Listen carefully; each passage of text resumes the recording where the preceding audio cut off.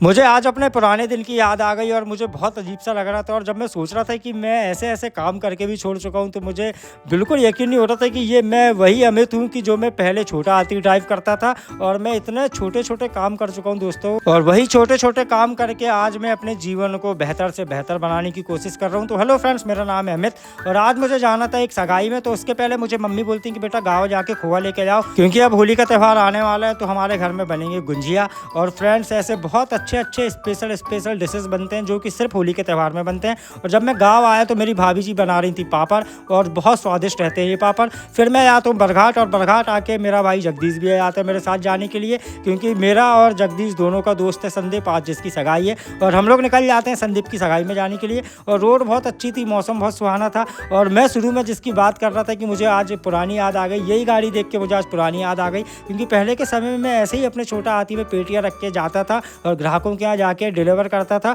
और फिर मुझे 500, 800, 1000 रुपये बचते थे। और इतना बड़ा रिस्क का काम रहता है ये पेटी ले आना। फिर हम आ जाते हैं संदीप भाई की सगाई में। तो यह है मेरा भाई संदीप, और ये बहुत खुश था आज, क्योंकि आज इसकी सगाई है, आज इसकी शादी सेट होने वाली है। फिर हमारे लिए आता है नाश्ता, क्योंकि हम लोग सबसे लेट पहुंचे थे और पूरे मेहमान पी रहे थे चाय, और मैं और जगदीश कर रहे थे नाश्ता। तो सब लोग हमको देख रहे थे, ये कौन स्पेशल है, इनके लिए अलग से नाश्ता आया। तो भाई ये हम संदीप भाई के दोस्त हैं, बहुत जिगरी दोस्त है। और फिर हम लोग लाइन में लग के आते हैं भाभी जी के पैर पड़ने के लिए, और हमारा बॉबी भाई मुस्कुराते हुए पड़ता है भाभी के पैर। और बॉबी बहुत खुश था, क्योंकि अब कुछ दिनों में बॉबी की भी शादी होने वाली है, ये ऐसा मुझे लगता है, क्योंकि अभी उसकी शादी जुड़ी नहीं है। अब देखो कब शादी जुड़ती है और कब शादी होती है, मैं आप लोगों को ज़रूर बताऊंगा कि मेरे भाई बॉबी की भी शादी है। फिर मुझे सारे लोग मिलकर बोलते हैं कि भैया नोट गिनने के लिए आप आ जाओ। तो फिर मैं बैठ जाता हूँ और 10 मिनट में पूरी नोट गिन के और सामने वाले को पैसे बताता हूँ कि भैया इतने रुपए हुए हैं। उसके बाद में मैं आ जाता हूँ अंदर, जहाँ पे हमारे भैया और भाभी का गुपचुप से फोटो शूट चल रहा था। और यहाँ पे ये साड़ी वाली दीदी भैया और भाभी को पोज बता रही थी, जो बहुत मुस्कुराते हुए बिल्कुल अपना फोटो शूट करवाएं।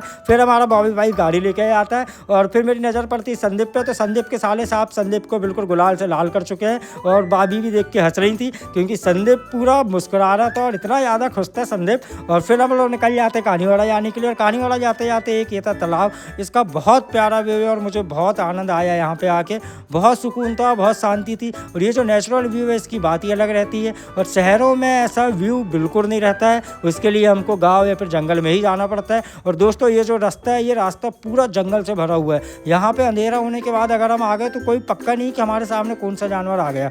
और फिर हम लोग बॉबी भाई के घर आ जाते हैं, क्योंकि बॉबी का फ़ोन आया था और बॉबी बोलता है कि भाई जाते जाते मेरे घर आना, और आज तुम लोगों का खाना मेरे घर पे है, और यहाँ से खाना खा के ही तुम लोग जाओगे। तो फिर मैं उसको मना नहीं कर पाया, क्योंकि मेरा भाई है। तो फ्रेंड्स, मिलते हैं आपसे नेक्स्ट वीडियो में, बाय।